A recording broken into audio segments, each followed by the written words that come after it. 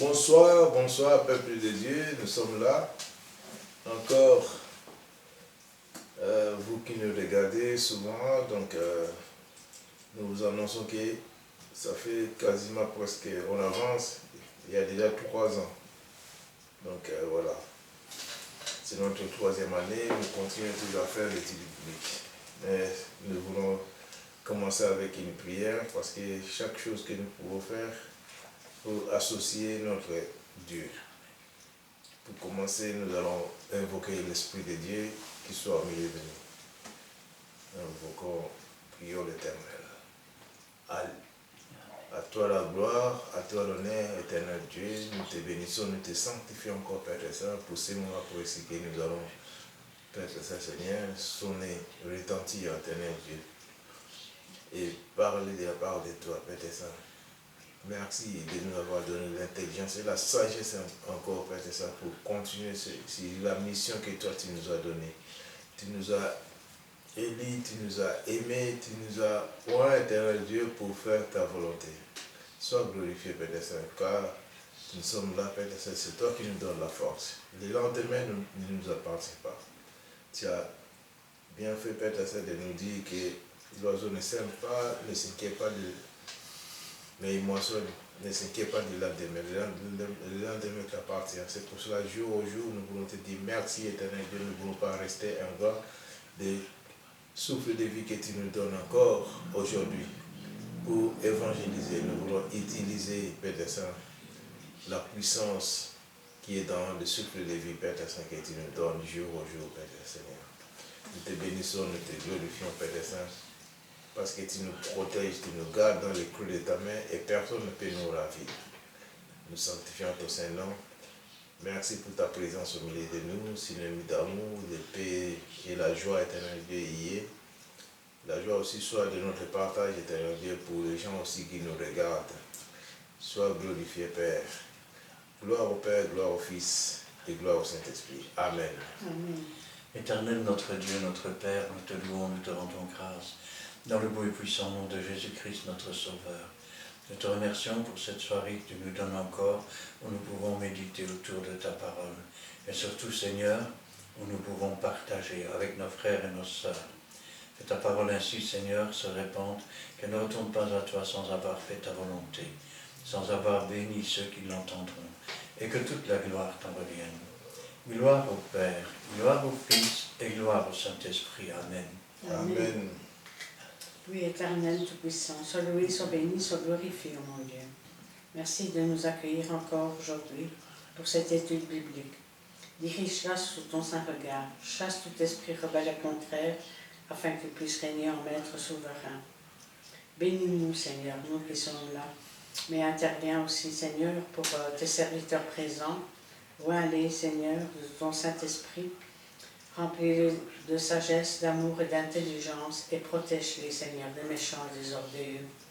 Agis aussi dans le cœur de tout un chacun qui vont écouter, regarder cette vidéo biblique. Travaille leur cœur, mon Dieu, afin que ta parole pénètre en eux comme une épée à double tranchant et qu'elle puisse faire son effet. Merci, Seigneur, pour tout ce que tu feras. Dans le beau nom de Jésus-Christ. Amen. Amen.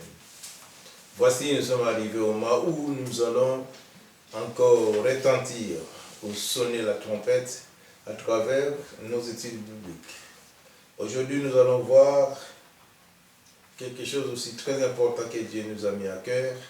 Mais avant tout, nous voulons vous donner les adresses pour regarder les autres vidéos qui sont sur YouTube. Ce n'est pas une publicité, mais je voulais peut-être faire un petit rappel pour les gens qui aiment bien le Seigneur et aussi les gens qui nous suivent, d'aller regarder d'autres vidéos qui sont sur YouTube. C'est l'adresse de Christian Delso. Tapez sur YouTube Christian Delso où vous verrez toutes les vidéos parce que c'est une chaîne de YouTube, ce que les autres disent chaîne télévisée, de télévision YouTube. Voilà. Donc voici, si place vous pouvez venir à Péniel, la fraternité évangélique des Pentecôtes Péniel. Nous sommes sur la rue Paul Johnson, numéro 55, à Montigny-Sissambre. Donc le code postal c'est 6061. Aujourd'hui nous allons parler de l'épreuve. C'est pour cela que nous allons laisser la parole à notre pasteur Christian Delisso de nous parler de l'épreuve. Pasteur Christian. Amen. Alors, l'épreuve. Il faut savoir ceci, quand on parle dans le monde de l'épreuve, on associe ce mot à la difficulté.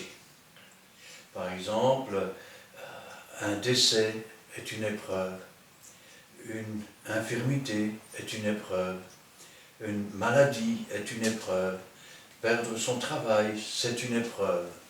Alors, ce n'est pas de cette épreuve-là qu'on va parler, parce que ça, je pense que tout le monde connaît le sens du mot épreuve. Quand on parle de l'épreuve dans la Bible, on nous parle de quelque chose qui va au-delà de la difficulté. Par exemple, il faut que celui qui aspire à la charge d'évêque ou diacre, qu'on les éprouve d'abord, c'est-à-dire qu'on les mette à l'épreuve.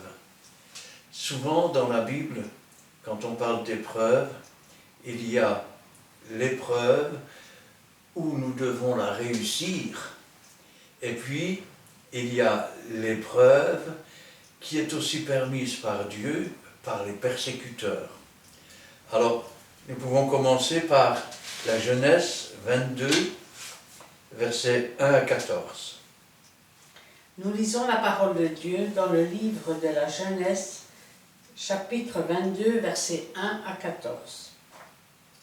Après ces choses, Dieu mit Abraham à l'épreuve et lui dit, « Abraham » et il répondit, « Me voici. » Dieu dit, « Prends ton fils, ton unique, celui que tu aimes, Isaac, va-t'en au pays de Morija, et là offre-le en holocauste sur l'une des montagnes que je te dirai. » Abraham se leva de bon matin, sella son âne et prit avec lui 2 serviteurs et son fils Isaac. Il fendit du bois pour l'holocauste et partit pour aller au lieu que Dieu lui avait dit. Le 3e jour, Abraham, levant les yeux, vit le lieu de loin. Et Abraham dit à ses serviteurs, « Restez ici avec l'âne. Moi et le jeune homme, nous irons jusque-là pour adorer, et nous reviendrons auprès de vous. » Abraham prit le bois pour l'holocauste, le chargea sur son fils Isaac, et porta dans sa main le feu et le couteau. Et ils marchèrent tous deux ensemble. Alors Isaac, parlant à Abraham, son père, dit, « Mon père. » Et il répondit, « Me voici, mon fils. » Isaac reprit, « Voici le feu et le bois, mais où est l'agneau pour l'holocauste » Abraham répondit, « Mon fils, Dieu se pourvoira lui-même de l'agneau pour l'holocauste. » Et ils marchèrent tous deux ensemble. Lorsqu'ils furent arrivés au lieu que Dieu lui avait dit, Abraham y éleva un autel et rangea le bois. Il lia son fils Isaac et le mit sur l'autel par-dessus le bois. Puis Abraham étendit la main et prit le couteau pour égorger son fils. Alors un ange de l'Éternel l'appela des cieux et dit, « Abraham, Abraham !» Et il répondit, « Me voici. » L'ange dit, « N'avance pas ta main sur l'enfant et ne lui fais rien, car je sais maintenant que tu crains Dieu et que tu ne m'as pas refusé ton fils, ton unique. » Abraham leva les yeux et vit derrière lui un bélier retenu dans un buisson par les cornes. Et Abraham alla prendre le bélier et l'offrit en holocauste à la place de son fils. Abraham donna à ce lieu le nom de Jéhovah-Jireh.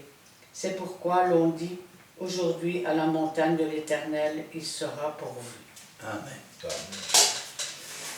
Alors, première épreuve, non. Non, parce qu'il y a trop de passages. On aurait pu prendre l'histoire d'Adam et Ève. Adam et Ève qui ont reçu une loi. Cette loi était là pour les éprouver, pour voir s'ils allaient obéir. Et ici, nous avons le cas d'Abraham, Dieu le met à l'épreuve. Il va l'éprouver. Il va, si vous voulez, quelque part, voir si Abraham est vrai, sincère et jusqu'où il est prêt à aller pour Dieu.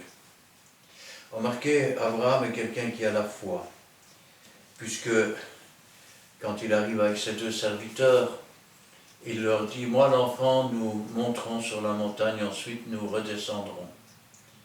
Ça veut dire que, comme il s'en allait égorger son fils sur l'autel, il croyait que Dieu était puissant pour ressusciter les morts. La deuxième chose, quand l'enfant lui dit « Je vois le bois, et je vois le feu, mais où est l'Holocauste ?» Il répond « Dieu va se pourvoir. » Car il savait que Dieu est grand assez pour se pourvoir. Cependant, il réussit l'épreuve car il était prêt à aller jusqu'au bout. Et c'est là où on voit à quel point c'est important de réussir les épreuves que Dieu met devant nous. Parce que si Abraham avait douté de Dieu, si Abraham n'avait pas accepté d'être éprouvé de la sorte, il n'aurait probablement pas été choisi pour faire de lui une grande nation. Ceux qui le maudissent n'auraient certainement pas été maudits et ceux qui le bénissaient n'auraient certainement pas été bénis. Ça veut dire que Dieu appelle, mais il met à l'épreuve. Vous savez, quelle que soit la profession que l'on occupe, avant de pouvoir exercer, il faut au minimum aller à l'école. Il faut au minimum avoir eu l'épreuve qu'on appelle les examens. Et après seulement, pouvoir enfin revendiquer un titre quelconque. Alors, quand on pense à cela, Abraham a été mis à l'épreuve, mais pas seulement Abraham. Le peuple a été mis à l'épreuve. Il a été mis à l'épreuve par l'obéissance. Alors nous pouvons prendre dans Exode, chapitre 15, versets 23 à 26. Nous lisons la parole de Dieu dans le livre d'Exode, chapitre 15, le verset 23 à 26. Ils arrivèrent à Mara, mais ils ne purent pas boire l'eau de Mara, parce qu'elle était amère. C'est pourquoi ces lieux furent appelés Mara. Le peuple murmura contre Moïse, en disant, « Que boirons-nous » Moïse cria à l'Éternel, et l'Éternel lui indiqua un bois qu'il jeta dans l'eau, et l'eau devint douce. Ce fut là que l'Éternel donna au peuple des lois et des ordonnances, et ce fut là qui les mit à l'épreuve. Il dit, si tu écoutes attentivement la voix de l'Éternel ton Dieu, si tu fais ce qui est droit à ses yeux, si tu prêtes ton oreille à ses commandements et si tu observes toutes ces lois, je ne te frapperai d'aucune des maladies dont j'ai frappé l'Égypte, car je suis l'Éternel qui t'a guéri. Amen. Alors, voilà qu'ils arrivent à Mara. On l'appelle Mara parce que les eaux sont amères. Et le peuple commence à murmurer contre Moïse. Qu'est-ce qu'on va boire maintenant, hein? On est dans le désert et il n'y a rien à boire. Et cette eau est imbuvable. Vous savez, quand on voit des citernes crevassées ou à des eaux dérobées, eh bien, l'eau aussi est amère. Nous avons besoin de la croix de Jésus-Christ pour que l'eau soit assainie, pour que l'eau devienne buvable. Je vais dire autrement, celui qui vient à moi, des fleuves d'eau vive couleront de son sein, dit le Seigneur. Et c'est là c'est là que Dieu va le mettre à l'épreuve. Mais comment va-t-il le mettre à l'épreuve? Il va lui donner des lois. Et il va lui dire, si maintenant tu obéis à ces lois, alors je ne te frapperai d'aucune plaie dont j'ai frappé les Égyptiens. Je voudrais que vous compreniez une chose, parce que nous sommes dans des temps où on ne comprend même plus la signification du mot épreuve. Nous avons des milliers d'enseignements dans le livre de Dieu. Nous avons des commandements, comme celui par exemple de ne pas se faire de posture, comme celui d'aimer Dieu de tout son cœur, de toute sa force, de toute sa pensée, comme par exemple celui d'aimer son prochain comme soi-même, celui de ne pas déplacer les bornes de son voisin, celui de ne pas envier ni la femme, ni le bœuf, ni la maison de son voisin, ni ce qui lui appartient. Il y a énormément de lois dans la Bible. Ces lois ont été mises là, non pas pour nous punir, mais parce que Dieu veut savoir si nous sommes prêtes à obéir à ces lois. Et quand, je veux dire, on ne prête pas attention aux ordonnances, aux prescriptions, aux lois qui sont dans la parole de Dieu, alors nous pouvons citer une phrase de la Bible. Mon peuple se meurt, manque de connaissance. Souvent c'est cité dans les églises. Et on regarde les chrétiens. Et les chrétiens se sentent coupables. Mais il ajoute, parce que tu as rejeté la connaissance, je te rejetterai de mon sacerdoce. Ça veut dire que cette phrase s'adresse au plus petit chrétien qui doit apprendre, jusqu'au pasteur qui se tient sur la tribune. Et quand je pense à cela, après avoir assaini les eaux, il leur a donné des lois. Rappelez-vous que Dieu a d'abord gravé ces lois, gravé du doigt de Dieu sur les tables de pierre que Moïse avait taillées. Mais il dit, je les graverai dans leur cœur. Et ainsi, Dieu grave dans nos cœurs, dans nos pensées, sa loi. Et après, il observe pour voir si nous allons être comme Adam et Ève, écouter la voix du tentateur et manger du fruit défendu, ou nous nourrir, si vous voulez, de la désobéissance, de l'arbre de la connaissance du mal. Alors, quand je pense à cela, l'épreuve, elle a pour but deux choses. L'obéissance à Dieu et la crainte de Dieu, mais pas la peur d'être puni par Dieu, mais la peur de déplaire à Dieu. Parce que la connaissance de Dieu, c'est savoir que Dieu est amour. Si vous traitez mal votre femme, vous pouvez toujours dire, c'est moi qui vais mettre à la maison. Mais en fait, il y a longtemps que votre femme ne peut plus vous respecter, puisque vous la traitez mal. Mais si maintenant vous aimez votre femme, comme Jésus a aimé l'Église, c'est un commandement aussi, alors elle aura de l'amour pour vous, en réponse de l'amour que vous lui prodiguez. De même, quand on parle de la crainte de Dieu, c'est crainte de déplaire à Dieu, en réponse à l'amour qu'il a manifesté pour nous. Alors, nous pouvons continuer dans Exode, chapitre 20, versets 18 à 20, c'est ça? Oui. 18 à 20. Nous lisons la parole de Dieu dans le livre d'Exode, chapitre 20, versets 18 à 20. Tout le peuple entendait les tonnerres et le son de la trompette. Il voyait les flammes et la montagne fumante. À ce spectacle, le peuple tremblait et se tenait dans l'éloignement. Ils dirent à Moïse, « Parle-nous toi-même, et nous écouterons.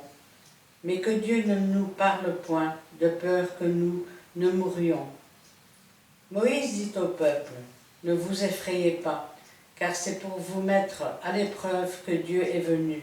C'est pour que vous ayez sa crainte devant les yeux, afin que vous ne péchiez point. » Amen. Ainsi, ils s'étaient sanctifiés, ils s'étaient préparés pour que Dieu leur parle. Et puis quand Dieu a commencé à parler, la montagne était en feu, il y avait de grandes fumées, la terre tremblait. Et la voix de Dieu s'est fait entendre. Alors ils ont commencé à avoir peur, parce qu'ils savaient que nul ne peut voir Dieu. Celui qui regarde Dieu en face, je parle de Dieu le Père, meurt, car Dieu est un feu qui dévore tout ce qui est péché. Ça veut dire que si nous voulons pouvoir un jour entrer dans la maison de Dieu, être en face de Dieu, il nous faut non seulement recevoir la rédemption de nos âmes, parce que ça nous l'avons reçu, mais il faut aussi que nous recevions la rédemption de nos corps. Et c'est là où, je vais dire, la crainte de Dieu et l'obéissance à Dieu agissent. Ainsi donc,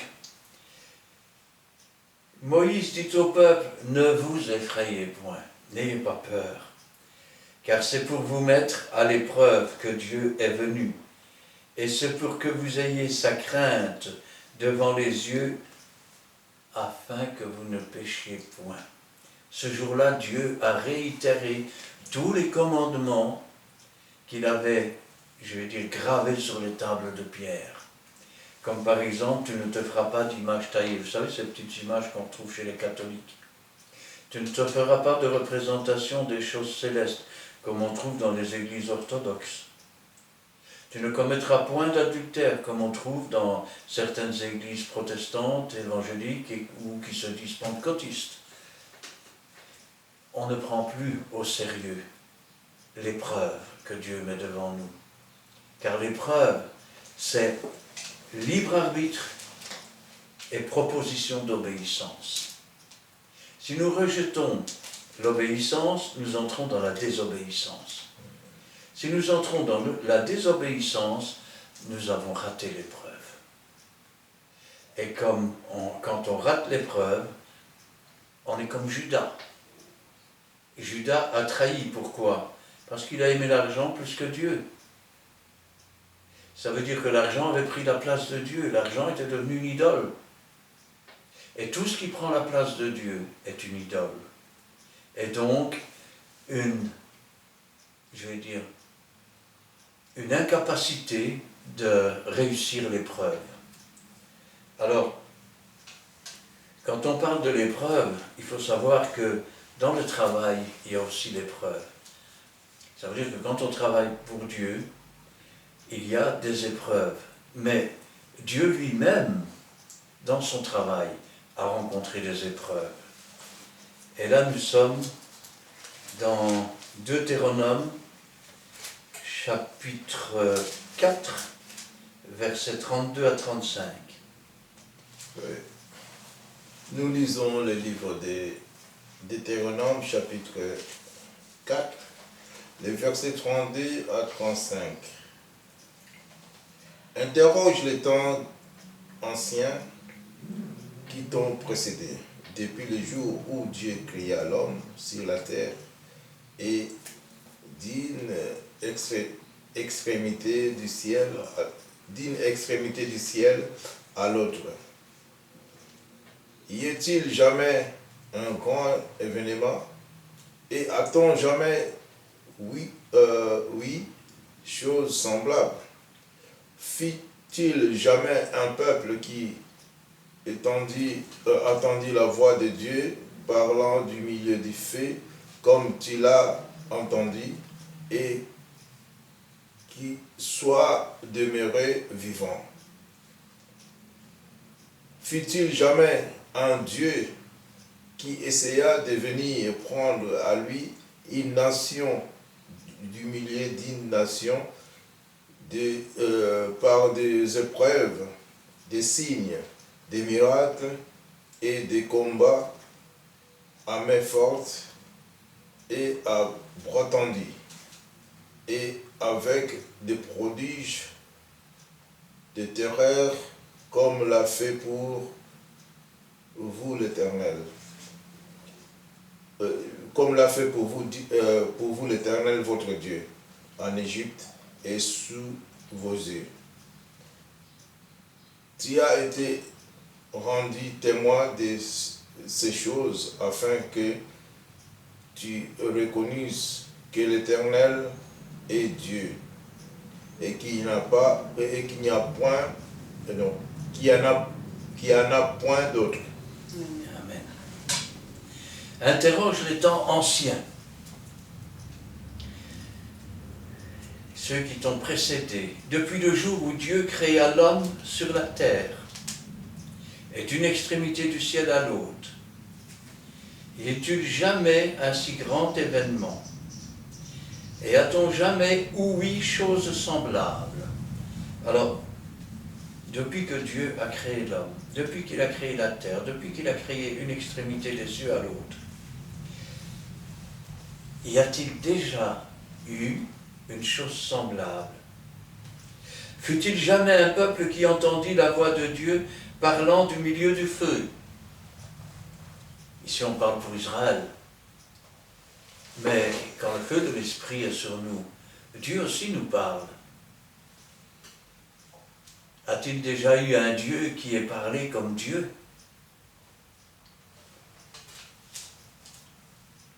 Fut-il jamais un peuple qui entendit la voix de Dieu parlant du milieu du feu, comme tu l'as entendu, et qui soit demeuré vivant? On pourrait même ajouter pour nous, qui ait reçu la vie. Fut-il jamais un Dieu qui essaya de venir prendre à lui une nation du milieu d'une nation? Est-ce que un autre Dieu est venu nous arracher du milieu des nations afin que nous puissions sortir du milieu d'eux et par des épreuves, Dieu nous a éprouvés, des signes, des miracles, des combats à main forte et à bras étendus, avec des prodiges de terreur, comme l'a fait pour vous l'Éternel votre Dieu. Ici, il parle de l'Égypte, mais je dirais avec des prodiges, des signes, des combats. Sur la croix, tout a été accompli, avec la puissance du Saint-Esprit, qui a combattu contre Satan, qui ne voulait pas que vous sortiez du monde, qui voulait vous laisser dans l'Égypte spirituelle. Mais Dieu est venu vous retirer. Et pour cela, il a subi toutes les épreuves. Et sous vos yeux, tu as été rendu témoin de ces choses, afin que tu reconnusses que l'Éternel est Dieu. Rappelez-vous les paroles du Seigneur, et vous recevrez une puissance sur vous et vous serez mes témoins, afin que tu sois témoin. Témoin qu'il n'y a pas d'autre Dieu. Vous pouvez vous faire toutes les religions que vous voulez. Vous pouvez effacer tous les commandements que vous voulez, en ajouter qui n'existent pas, afin que tout le monde se dirige dans les voies que vous voulez que les gens se dirigent, et pas celles que Dieu veut. Mais laissez-moi vous dire qu'il n'y a qu'un seul Dieu, il n'y a qu'une seule loi, il n'y a qu'une seule Bible, il n'y a qu'une seule parole de Dieu, et il n'y a qu'un seul commandement. Et tout tient dans ce commandement. Si tu aimes Dieu de tout ton cœur, de toute ta force, de toute ta pensée, alors tu ne feras rien pour lui déplaire. Alors, l'épreuve, c'est aussi pour éprouver la fidélité du peuple. Parce que c'est bien de venir à Dieu, c'est bien de marcher un temps avec Dieu. Mais rappelez-vous que tout disciple accompli est semblable à son maître. Savez-vous comment on l'appelle dans la Bible lorsqu'il revient sur son cheval blanc? On l'appelle fidèle et véritable. Amen. Alors, nous sommes maintenant dans Deutéronome, chapitre 13, versets 1 à 5. Nous lisons la parole de Dieu dans le livre de Deutéronome, chapitre 13, versets 1 à 5. Si s'élève au milieu de toi un prophète ou un songeur qui t'annonce un signe ou un prodige, et qu'il y ait accomplissement du signe ou du prodige dont il t'a parlé en disant « Allons après d'autres dieux, des dieux que tu ne connais point, et servons-les. » Tu n'écouteras pas les paroles de ce prophète ou de ce songeur, car c'est l'Éternel, votre Dieu, qui vous met à l'épreuve pour savoir si vous aimez l'Éternel, votre Dieu, de tout votre cœur et de toute votre âme. Vous irez après l'Éternel, votre Dieu, et vous le craindrez. Vous observerez ses commandements, vous obéirez à sa voix, vous le servirez et vous vous attacherez à lui. Ce prophète ou ce songeur sera puni de mort, car il a parlé de révolte contre l'Éternel, votre Dieu, qui vous a fait sortir du pays d'Égypte et vous a délivré de la maison de servitude, et il a voulu te détourner de la voie dans laquelle l'Éternel, ton Dieu, t'a ordonné de marcher. Tu ôteras ainsi le mal du milieu de toi. Amen. Qu'est-ce qu'elle nous dit ici? Dieu peut nous éprouver. Alors pour ça, il va envoyer un prophète, le prophète va dire une chose, la chose va arriver. Et l'instant après, que va-t-il dire? Allons vers d'autres dieux. Or, il n'y a pas d'autres dieux. Car tout ce que l'on appelle Dieu et qui n'est pas Dieu, ben forcément, ce n'est pas Dieu, c'est un mensonge. Et Dieu va permettre que ces choses se produisent. Parce qu'il veut éprouver, il veut éprouver son peuple, savoir si son peuple est comme Adam, qui a préféré écouter la voix du serpent ancien, comme le peuple d'Israël quand il devait rentrer dans le pays promis, et il a dit non, il y a des géants, on va se faire tuer, il n'avait aucune confiance en Dieu. Ils ont erré pendant 40 ans dans le désert. Comme Judas qui a préféré vendre Jésus pour 30 deniers, parce qu'il ne croyait ni dans la résurrection de Christ, ni dans quoi que ce soit. Alors, Dieu envoie ce prophète. Et puis après, il vient avec des choses qui sont contraires aux lois de Dieu. Et le peuple, qu'est-ce qu'il fait?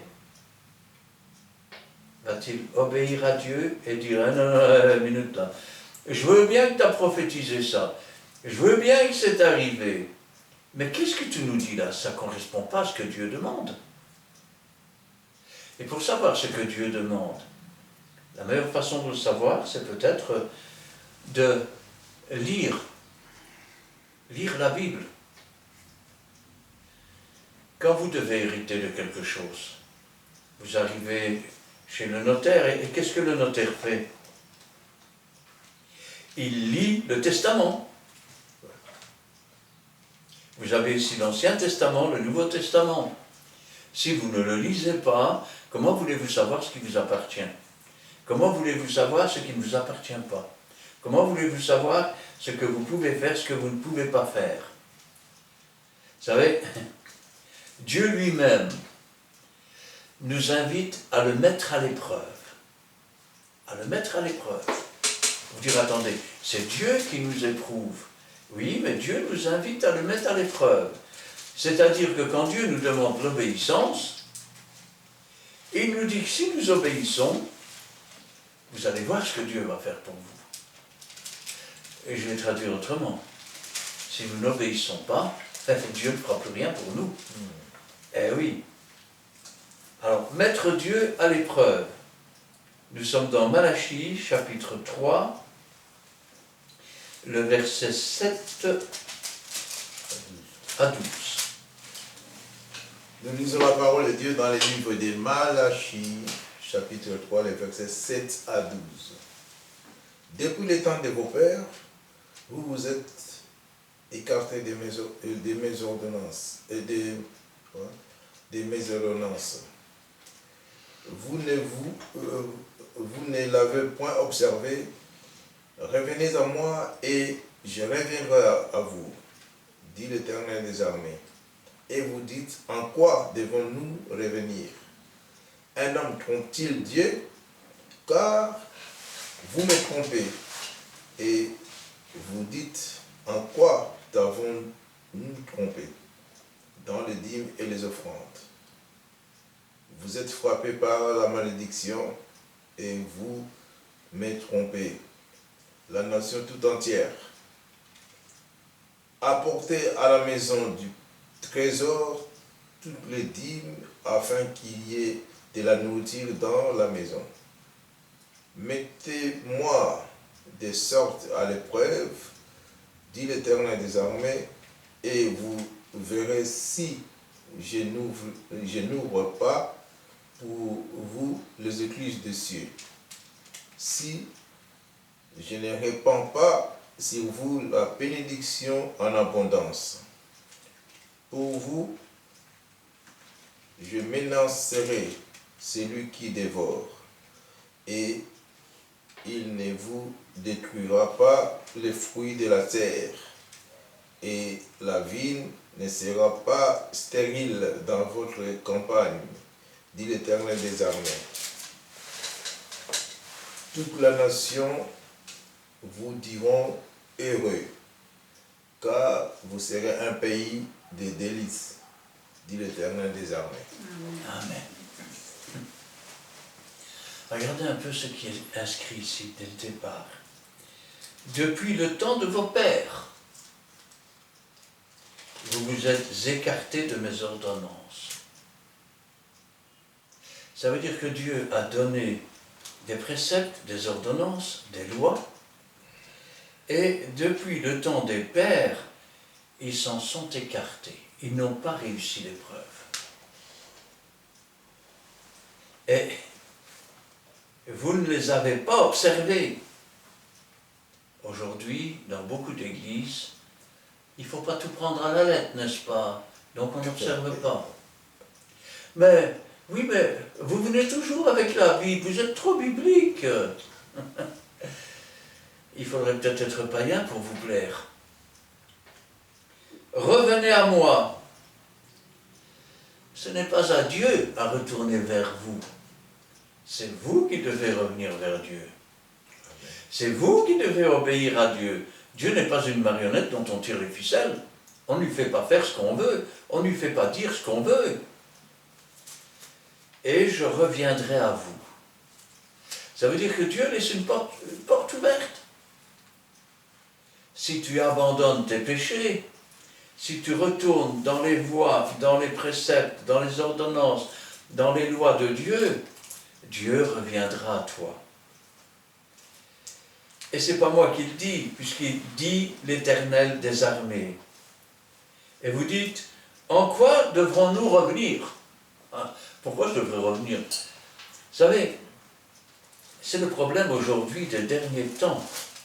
Il y a l'abandon de la foi. Quand on n'a pas confiance, on n'obéit pas. Et donc on ne met pas en pratique les préceptes. Et alors on se dit, mais je suis riche et j'ai besoin de rien. Et on ne sait pas qu'on est pauvre, misérable, nu et aveugle. Et que Dieu conseille d'acheter un médicament pour les yeux, un collyre. En quoi devons-nous revenir? Et la réponse est vite faite. Un homme trompe-t-il Dieu? Dieu connaît la parole avant qu'elle sorte de ta bouche. Où que tu ailles, Dieu te voit. Rappelle-toi le livre des psaumes. Si je m'en vais au bout de la terre, t'y voilà. Si je descends au séjour des morts, tu y es encore. Si j'irai au milieu des montagnes, voilà encore. On ne peut pas se cacher de Dieu. Dieu nous connaît mieux que quiconque, même mieux que nous. Et il dit, car vous me trompez. Vous savez, quand une femme dit tu me trompes, ça veut dire que tu commets adultère. Wow. Eh oui. Or, l'adultère est puni de mort. Et vous dites, en quoi t'avons-nous trompé? Voilà, en quoi t'avons-nous trompé? Alors, je vous le dis tout de suite. Ce chapitre sert à beaucoup d'églises quand elles veulent de l'argent. C'est des églises que j'appellerais Judas. Alors, il faut savoir que les dîmes dans le temps, c'était la 10e partie des revenus, c'est-à-dire du blé, des fruits, du troupeau et ainsi de suite. C'était apporté au temple et on le mangeait tous ensemble, avec la veuve, avec l'orphelin, avec le pauvre. C'était le système social. Vous me trompez dans les dîmes. Aujourd'hui, que pourrait être la dîme? Si tu avais déjà, il y a 24 heures dans une journée, 2h40 de pensée pour Dieu, une dixième partie de la journée. Si tu pouvais, je vais dire, prier pendant cette dîme du temps, si tu pouvais faire une action et ce que Dieu te demande, et obéir pendant cette 10e partie. En plus, il y a les offrandes. Rappelez-vous Ananias et Saphira, je ne sais pas comment ils s'étaient arrangés. Ils avaient vu qu'il y en avait un qui avait vendu un champ, qui avait apporté l'argent. Alors ils voulaient se faire bien voir, ils ont vendu leur champ. En cours de route, est-ce que c'est la femme ou est-ce que c'est l'homme? Il a dit, on n'est pas obligé de donner tout ça quand même. Hein. Et puis ils en ont retenu une partie. Ils auraient même pris l'argent, c'était à eux. Mais ils ont menti au Saint-Esprit. Ils ont menti. Et ils sont arrivés, est-ce là le montant que vous avez vendu le champ? Oui. Pourquoi avez-vous menti au Saint-Esprit? Et ils sont morts. On ne ment pas au Saint-Esprit. Le blasphème contre le Saint-Esprit n'est pardonné ni dans ce siècle, ni dans les siècles à venir. Vous pouvez toujours dire, je suis un serviteur de Dieu, mais si déjà tu n'apportes pas la 10e partie de toi-même, et que tu n'engages pas ne serait-ce que la 10e partie de toi-même dans l'œuvre et dans le travail de Dieu, mais arrête de te vanter. On ne trompe pas Dieu, Dieu le sait. Surtout quand 80% de notre vie est à l'encontre de la volonté de Dieu. Vous êtes frappés par la malédiction. Dans la plupart des églises aujourd'hui, la présence du Saint-Esprit n'est plus. Il n'y a plus ni de réelle conversion, il n'y a plus ni de prodiges, ni de miracles. Pourquoi? Trompe ton Dieu? Et vous me trompez, la nation tout entière. Vous vous rendez compte ce que Dieu dit à Israël? Tout entier. Le mot Israël signifie lutteur avec Dieu. Vous vous rendez compte si Dieu maintenant dirait à tous ceux qui luttent avec Dieu, vous me trompez toute la nation entière, ça voudrait dire qu'il n'y a plus un seul homme droit. Rappelez-vous qu'au temps de Noé, seules 8 personnes ont été sauvées. Au moment de la sortie de Sodome et Gomorrhe, seules 3 personnes ont été sauvées. Il y a beaucoup d'appelés, peu d'élus. Étroit, resserré, le chemin qui conduit à la vie. L'arche est spacieux, le chemin qui conduit à la perdition. Beaucoup sont ceux qui prennent ce chemin. Apportez à la maison du trésor de toutes les dîmes. Vous apporteriez déjà la 10e partie de ce que Dieu vous donne pendant vos études. Pendant que vous préparez vos messages, vous apporteriez déjà la 10e partie de ce que Dieu vous donne. Apportez déjà cela, afin qu'il y ait de la nourriture dans ma maison. L'homme ne vivra pas de pain seulement, mais il vivra de toute parole qui sort de la bouche de Dieu. Amen. Vous ne sauriez déjà en apporter que 10% de ce que Dieu vous donne. Ça serait déjà satisfaisant pour Dieu. Mais rappelez-vous qu'après la dîme, il y a aussi l'offrande. Et l'offrande, c'est offrir tout ce que Dieu nous donne. Mettez-moi de la sorte à l'épreuve. Dieu dit, je t'éprouve par mes commandements. Maintenant, obéis, mets-moi à l'épreuve. Tu vas voir ce que je peux faire pour toi. Dieu peut au-delà de tout ce que nous pensons, de tout ce que nous imaginons. Amen. Dieu ne fait pas ce qu'il peut, il fait ce qu'il veut. Dit l'Éternel des armées, et vous verrez, si je n'ouvre pas pour vous les écluses des cieux, vous verrez si le Saint-Esprit ne descend pas dans vos églises, si vos gens dans l'église ne sont pas remplis du Saint-Esprit, vous verrez si les dons du Saint-Esprit ne sont pas répandus. J'ouvrirai les écluses et des torrents d'eau vive couleront de leur sein. comme dit l'Écriture.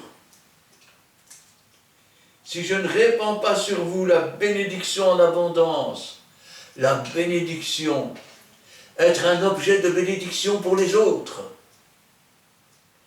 Pour vous, je menacerai celui qui dévore. Ça veut dire que pour vous, Dieu menacera Satan lui-même. Et il ne vous détruira pas les fruits de la terre. Si le fruit de quelqu'un subsiste, il recevra sa récompense. Mais si le fruit ne subsiste pas, il sera sauvé pour lui-même, mais comme au travers du feu. Et la vigne ne sera pas stérile.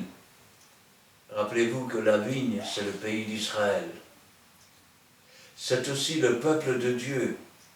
Quand Jésus disait « J'ai d'autres brebis qui ne sont pas de ce troupeau, je vais aller les chercher, et les deux troupeaux ne feront qu'un », il parlait de nous. Sauf que les petits renards viennent dévorer les récoltes. Sauf qu'il y a des trous dans les murailles. Et les murs sont en ruine, car l'Église est en ruine aujourd'hui, parce qu'elle n'obéit pas à Dieu, parce qu'elle ne se soumet pas, parce qu'elle est orgueilleuse, parce qu'elle est menteuse, parce qu'elle est voleuse, parce qu'elle est adultère. La vigne ne sera pas stérile dans vos campagnes, dit l'Éternel des armées. Toutes les nations vous diront bienheureux. Toutes les nations vous diront bienheureux. Quand vous passerez dans la rue, les gens diront, ces gens-là, ils ont quelque chose que je n'ai pas. Et ils commenceront à envier ce que vous avez. Et le Saint-Esprit les attirera. Amen. Et bientôt, ils auront ce que vous avez. Et quand à leur tour, on les verra passer, d'autres diront, je voudrais avoir ce qu'ils ont. Ils ont quelque chose que je n'ai pas. Eh oui. Alors, persévérer dans les épreuves, c'est-à-dire dans les difficultés. Difficultés qui sont, je vais dire, parfois causées par des persécutions. Nous sommes dans Luc chapitre 22, versets 24 à 30. Nous lisons la parole de Dieu dans le livre de Luc, chapitre 22, versets 24 à 30. Il s'éleva aussi parmi les apôtres une contestation. Lequel d'entre eux devait être estimé le plus grand? Jésus leur dit, les rois des nations les maîtrisent, et ceux qui les dominent sont appelés bienfaiteurs. Qu'il n'en soit pas de même pour vous, mais que le plus grand parmi vous soit comme le plus petit, et celui qui gouverne comme celui qui sert. Car quel est le plus grand, celui qui est à table ou celui qui sert? N'est-ce pas celui qui est à table? Et moi cependant, je suis au milieu de vous comme celui qui sert. Vous êtes ceux qui ont persévéré avec moi dans mes épreuves. C'est pourquoi je dispose du royaume en votre faveur, comme mon Père en a disposé en ma faveur, afin que vous mangiez et buvez à ma table dans mon royaume, et que vous soyez assis sur des trônes pour juger les 12 tribus d'Israël. Qu'est-ce que Jésus dit? D'abord, les apôtres. Il s'éleva parmi les apôtres une contestation. C'est moi qui est le plus grand. Non, c'est moi qui est le plus grand. Non, c'est moi qui est le plus grand. Lequel d'entre eux devait être estimé le plus grand? Allez Seigneur, maintenant dis-nous lequel, hein? Jésus leur dit, les rois des nations les maîtrisent, et ceux qui les dominent sont appelés bienfaiteurs. Qu'il n'en soit pas de même pour vous. Le peuple de Dieu n'est pas le monde. Et les lois ne sont pas les mêmes. Mais que le plus grand parmi vous soit comme le plus petit, et celui qui gouverne comme celui qui sert. Je vais le dire autrement. Messieurs les pasteurs, le gouvernement de Dieu n'est pas le gouvernement de la Belgique, où chacun se sert du mieux qu'il peut, de père en fils quand c'est possible. Le gouvernement de Dieu consiste à ce que celui qui se fait le plus humble, Dieu l'élève. Celui qui se met au service de Dieu pour servir, et quand je dis servir, c'est-à-dire pour prendre conscience, et ça aussi ça vient de l'esprit, pour prendre conscience que celui que Dieu nous appelle à parler est tellement important, tellement, je vais dire, il doit être tellement aimé de nous, parce que Jésus est mort sur cette croix pour lui, parce qu'il a versé son sang pour lui. Il n'a pas versé son sang pour que nous devenions des orgueilleux. Retirez-vous de là que moi là, c'est moi qui connais, et vous ne connaissez rien. Non. Nous devons être au service de Dieu. Et Dieu est au service des hommes, des femmes, des enfants. Quand Dieu fait une loi, il y a de la nourriture pour, je vais dire, pour les veuves, pour les orphelins, pour les pauvres. Quand Dieu fait une loi, il y a un salut pour quiconque croit en Jésus. Amen. Mais si personne ne leur parle du véritable Jésus avec le Saint-Esprit, comment entendront-ils? Et s'ils n'entendent pas, comment se convertiront-ils? Le pasteur n'est pas celui qui doit régner sur un troupeau, c'est celui qui doit servir le troupeau. C'est celui qui doit l'enseigner. C'est celui qui doit lui montrer la voie.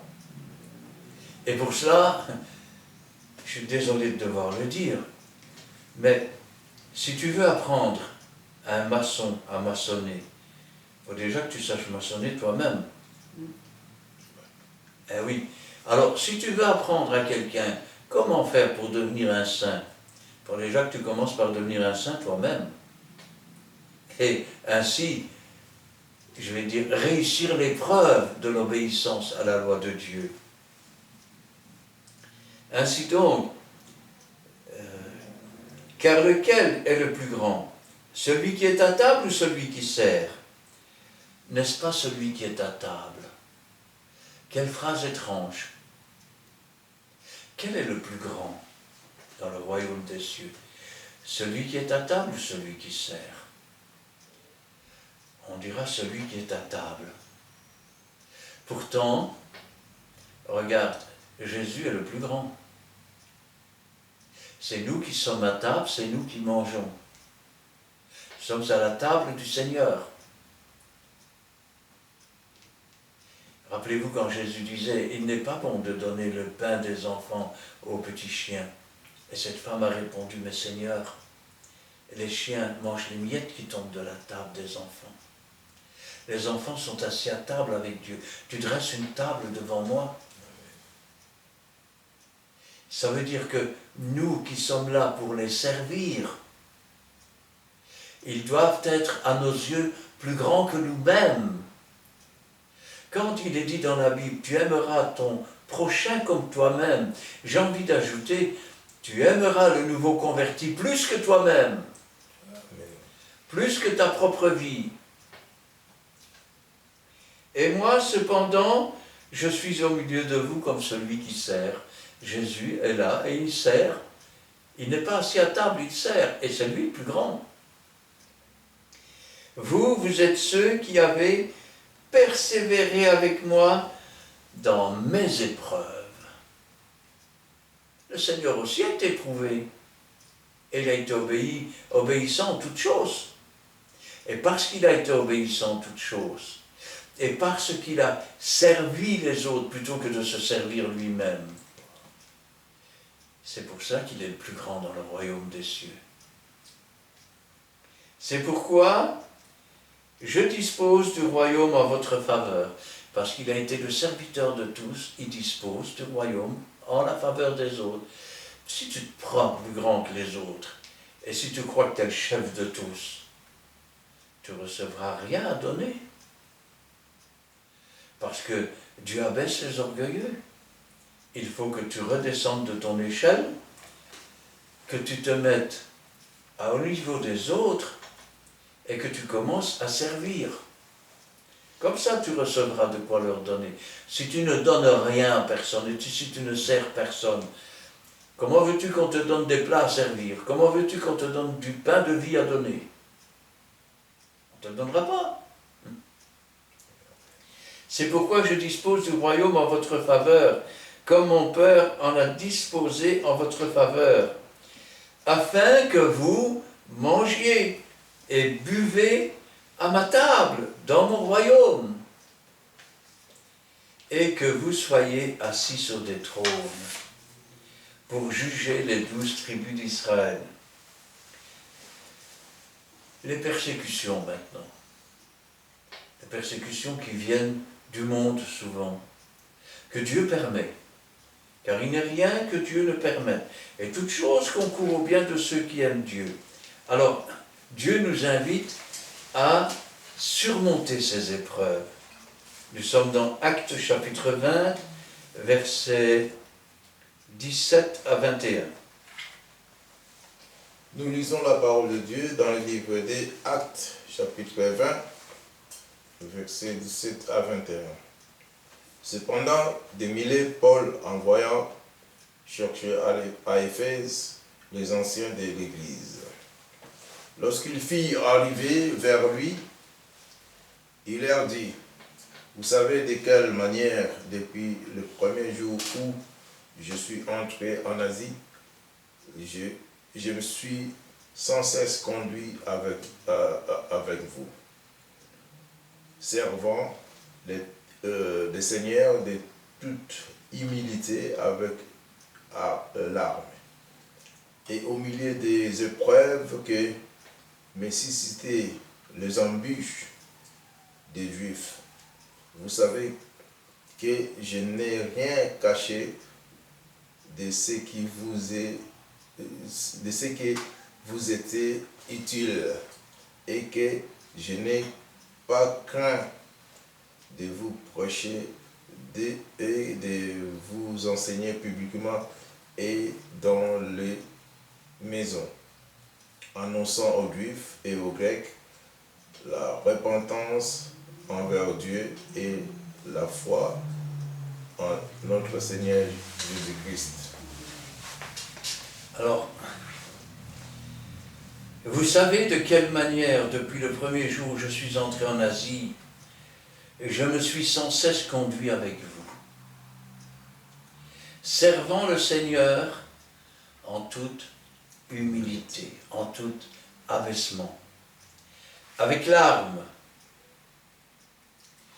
Quand les larmes coulent dans tes prières pour que Dieu sauve l'un ou l'autre, et au milieu des épreuves que me suscitaient les embûches des Juifs, au milieu de l'opposition de certains Juifs, et malgré ces oppositions, malgré ces larmes versées pour ceux qui, je vais dire, parfois se retirent ou ceux qui viennent d'arriver, vous savez que je n'ai rien caché de ce qui était utile. Aujourd'hui, dans certaines églises, on se moque de ce qui est utile. Ce qui compte, c'est d'être admiré par la foule. Et le peuple se meurt, manque de connaissances. Je n'ai pas craint de vous prêcher, de vous enseigner publiquement dans les maisons, annonçant aux Juifs et aux Grecs la repentance. Repentez-vous, changez de vie, regrettez d'avoir vécu comme si Dieu n'existait pas, sortez du milieu d'eux. La repentance envers Dieu et la foi en notre Seigneur Jésus-Christ. La confiance dans ce que Jésus nous enseigne, obéissant ainsi et remportant l'épreuve de l'obéissance. Toutes les épreuves que nous pouvons passer, elles sont là pour nous apprendre à grandir. Et là, j'aimerais prendre avec vous Romains, chapitre 5, versets 1 à 5. Nous lisons la parole de Dieu dans le livre de Romains, chapitre 5, versets 1 à 5. Étant donc justifiés par la foi, nous avons la paix avec Dieu par notre Seigneur Jésus-Christ, à qui nous devons d'avoir eu par la foi accès à cette grâce dans laquelle nous demeurons fermes et nous nous glorifions dans l'espérance de la gloire de Dieu. Bien plus, nous nous glorifions même des afflictions, sachant que l'affliction produit la persévérance, la victoire dans l'épreuve, et cette victoire, l'espérance. Or, l'espérance ne trompe point, parce que l'amour de Dieu est répandu dans nos cœurs par le Saint-Esprit qui nous a été donné. Amen. Étant donc justifiés. Justifiés par quoi?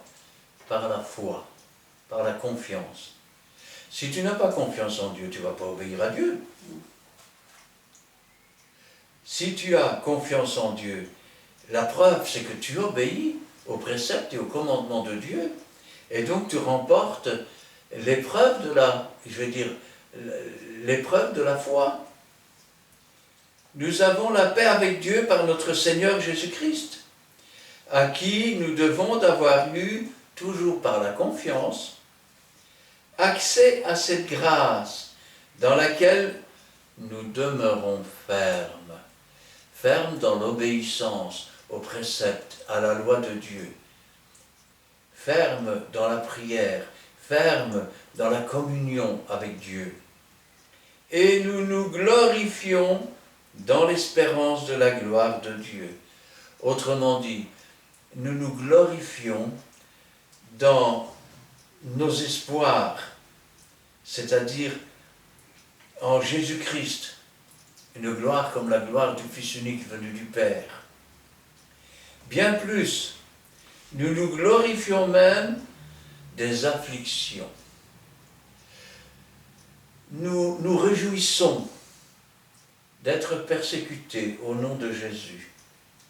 Rappelez-vous les apôtres qui sont partis tout joyeux d'avoir été trouvés dignes d'être flagellés pour le nom de Jésus.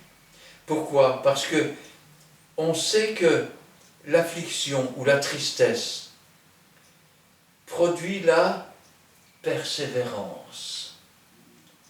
Lot torturait son âme à cause des choses qu'il voyait dans Sodome et Gomorrhe. Il était dans l'affliction. Et l'affliction, elle a produit la persévérance qui lui a permis de sortir de Sodome et Gomorrhe. La persévérance, la victoire. Il faut persévérer jusqu'au bout. Dans l'épreuve, cette victoire, l'espérance.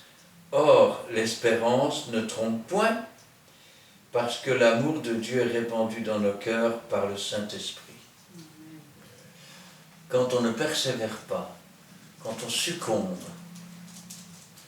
alors l'amour de Dieu n'est plus répandu dans nos cœurs par le Saint-Esprit.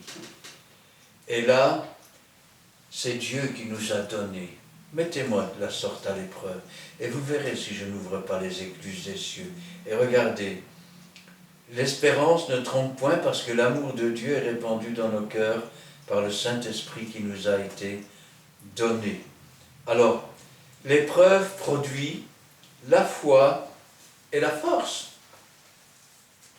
Nous sommes dans Jacques, chapitre 1, nous lirons là du verset 2 à 8.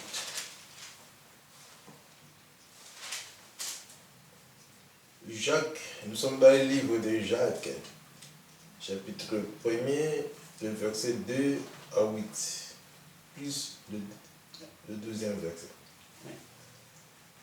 Voici. Mes frères, regardez comme un sujet de joie complète les diverses épreuves auxquelles vous pouvez être exposés, sachant que l'épreuve de votre foi produit la patience. Mais il faut que la patience accomplit parfaitement son œuvre, afin que vous soyez parfaits et accomplisse sans faillir en rien.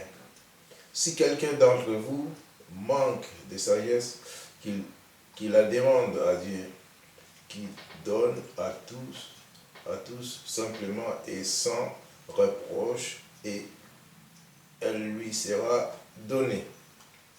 Mais qu'il la demande avec foi, sans douter, car celui qui doute est semblable au flot de la mer, agité par les vents et poussé des côtés et d'autres.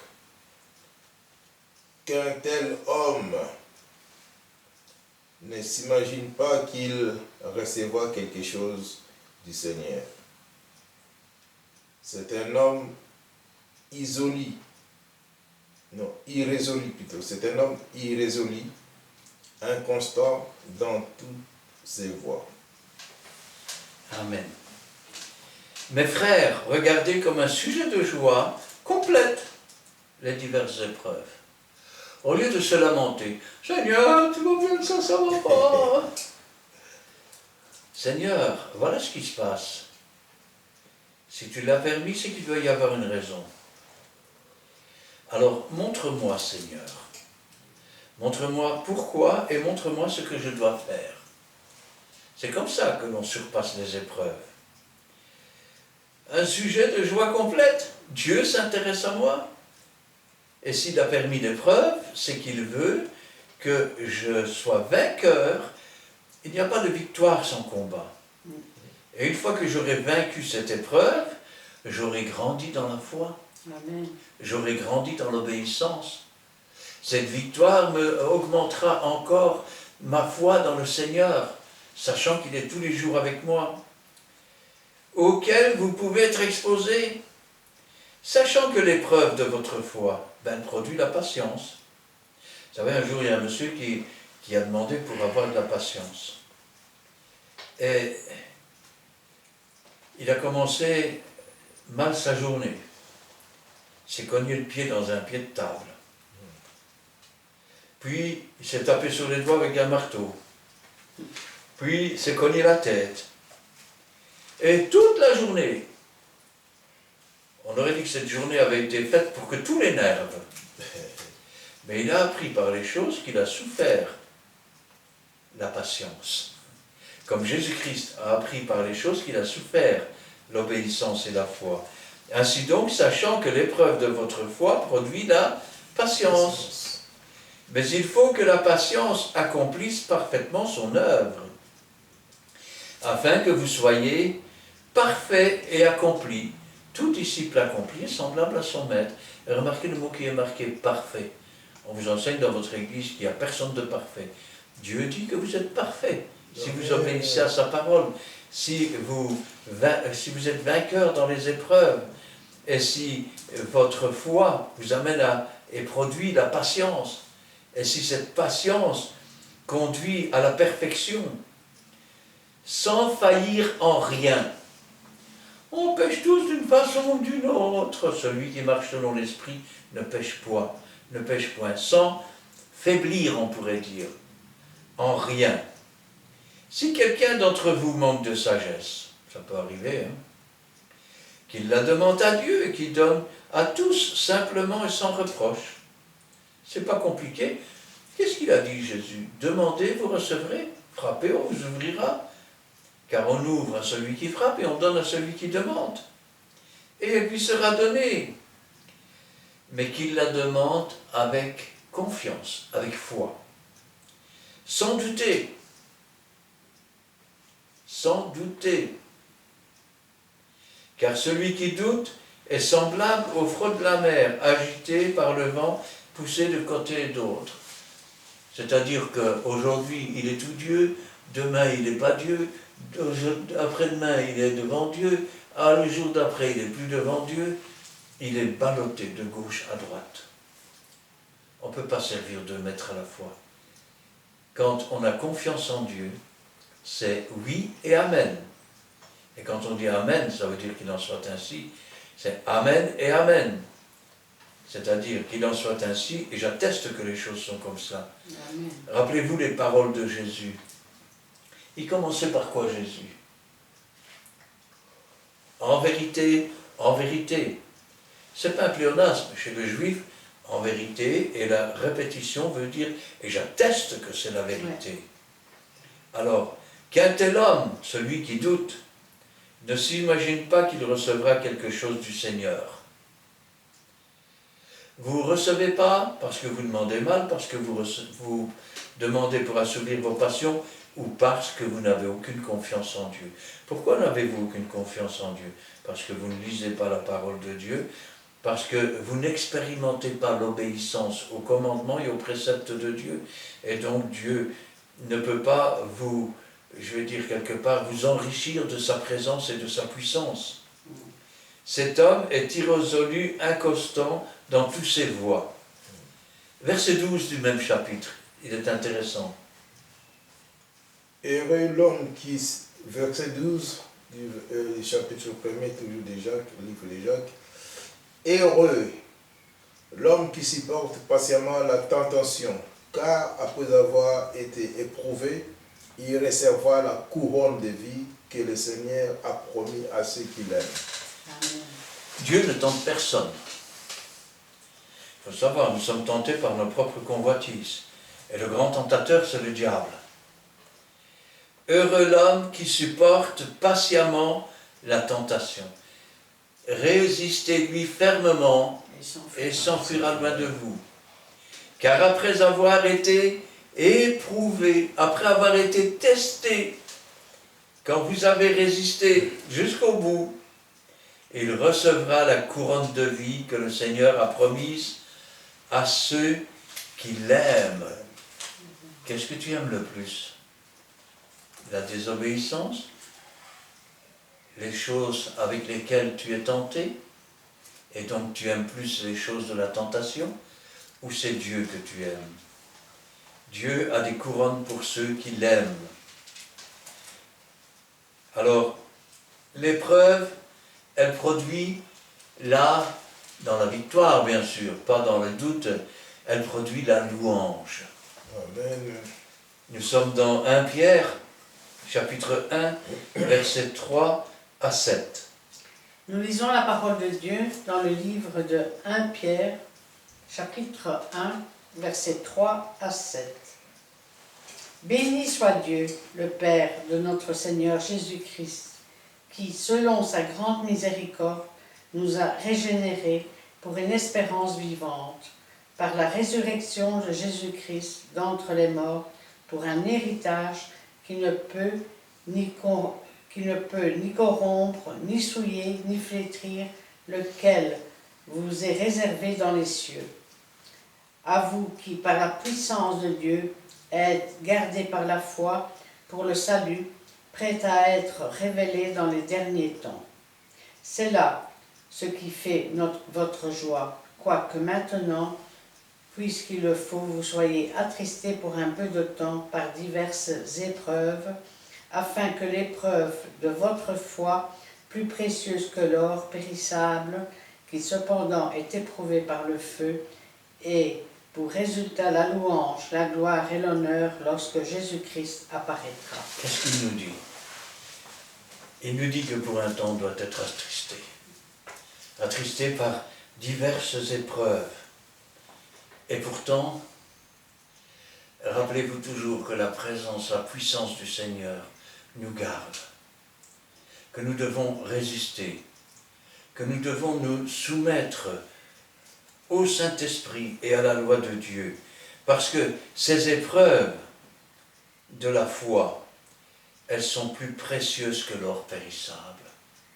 C'est, je vais dire, une assurance que petit à petit nous amassons, jusqu'à devenir, je vais dire, un avec le Seigneur.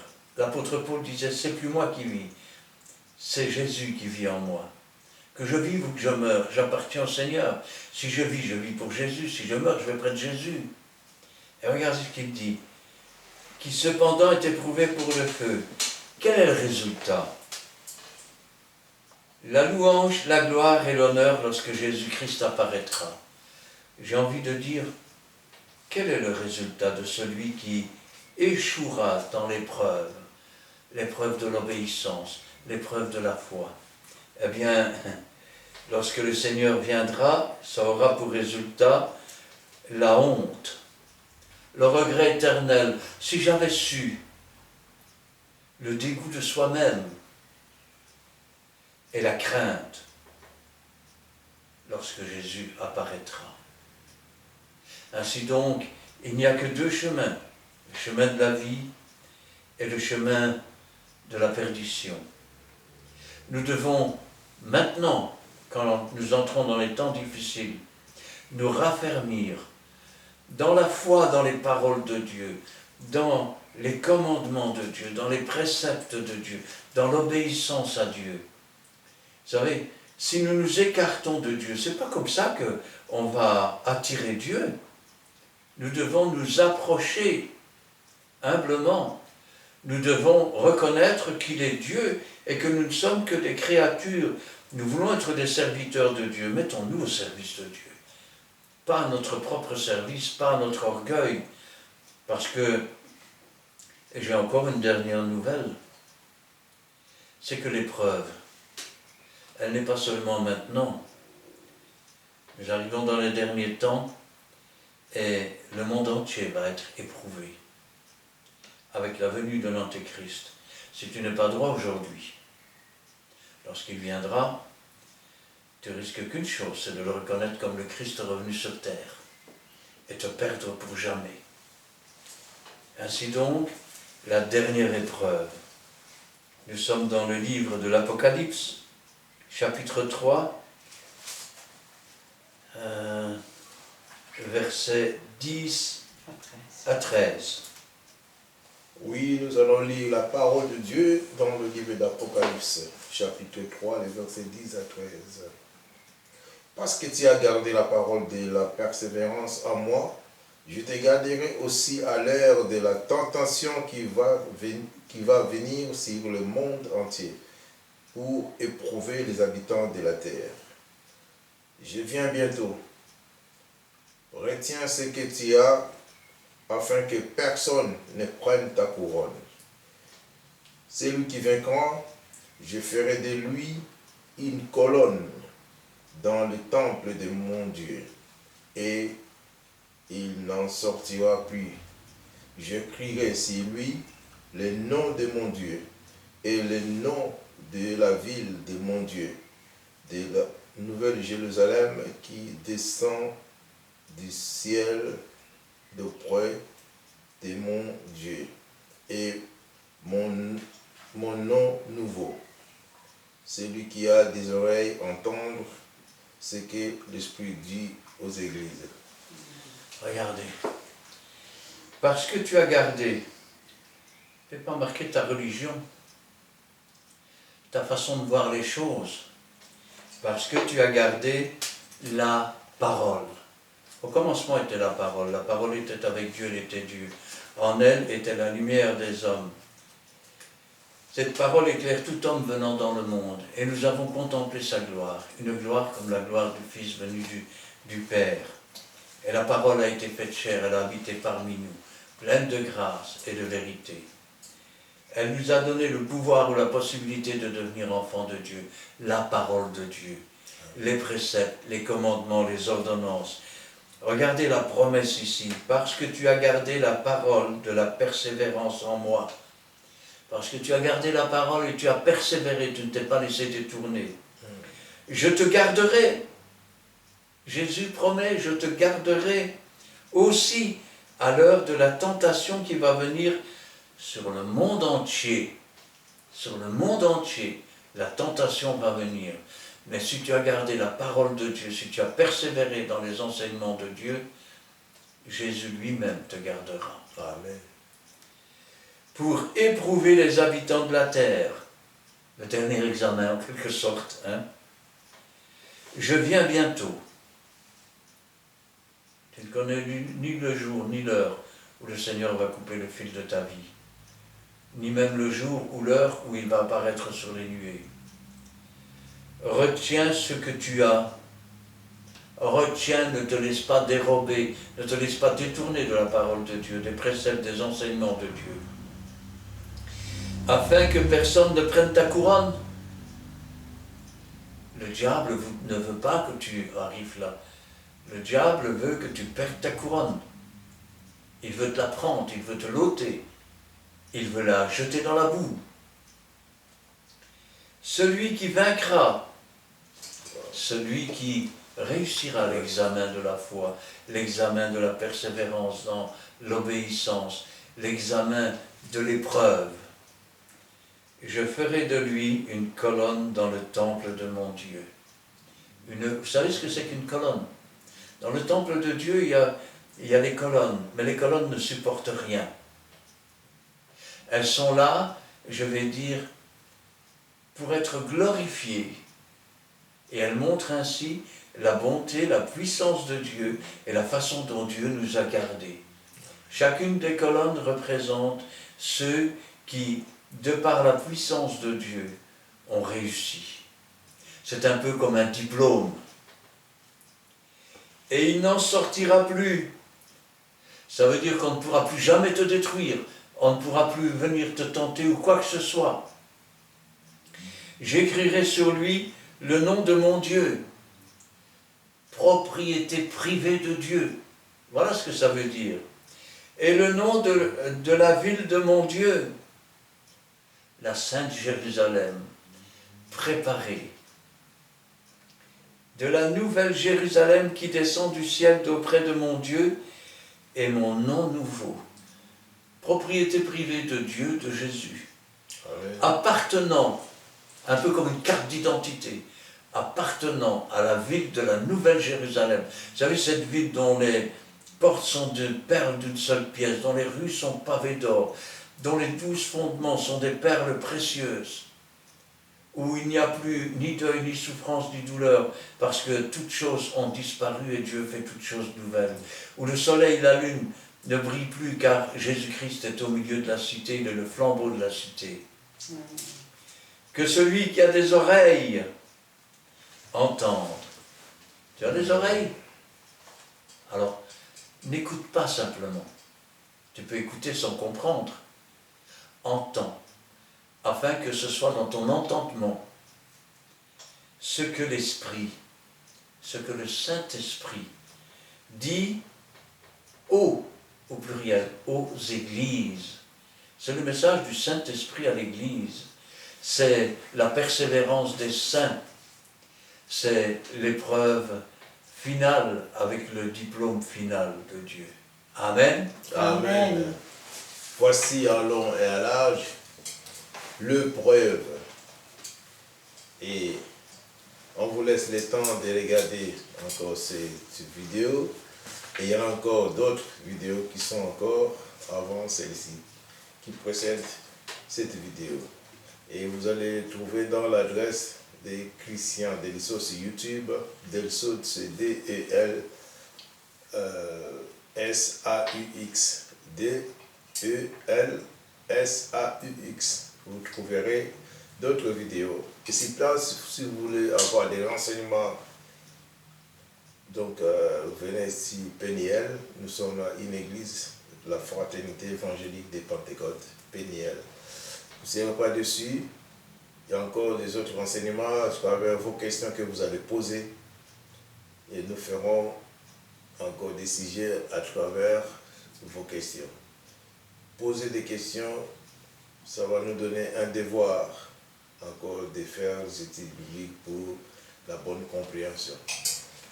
Alors, venez à Péniel, la Fraternité évangélique des Pentecôtes. Péniel, nous sommes sur la rue Paul Janson, numéro 55, à Montigny-600, 6061. Donc, voici, nous avons commencé par une prière. Vaut mieux la fin d'une chose que son commencement. Et que Dieu vous bénisse. Nous allons finir aussi notre étude biblique par une prière. Nous te bénissons, nous te glorifions. Merci des débuts jusqu'à la fin. Nous avons mis ta puissance et ta main puissante. Père, ça nous a protégés.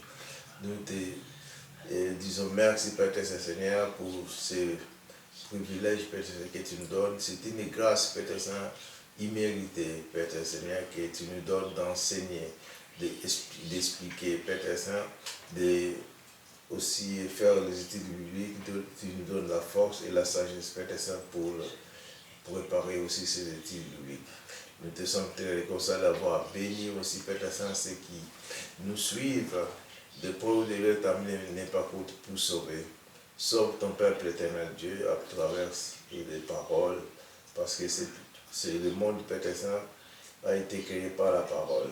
Et aussi, Père Saint, que tu peux sauver, Père Seigneur, les gens qui nous regardent, tu peux les bénir aussi, Père Saint, parce qu'ils ont gardé patiemment, Père Saint, la parole de la persévérance, Père Seigneur. Nous persévérons vers les études bibliques, Père Saint. C'est un devoir que tu nous donnes, Père Seigneur, de répandre partout dans le monde entier la parole de Dieu, d'enseigner.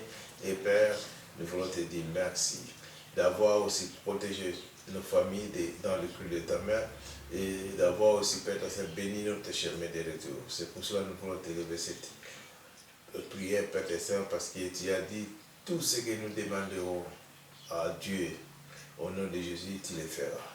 Et Père, nous voulons te demander, Père Saint, dans le nom précieux de notre Seigneur Jésus-Christ, que tu puisses bénir, Père Saint, notre chemin de retour.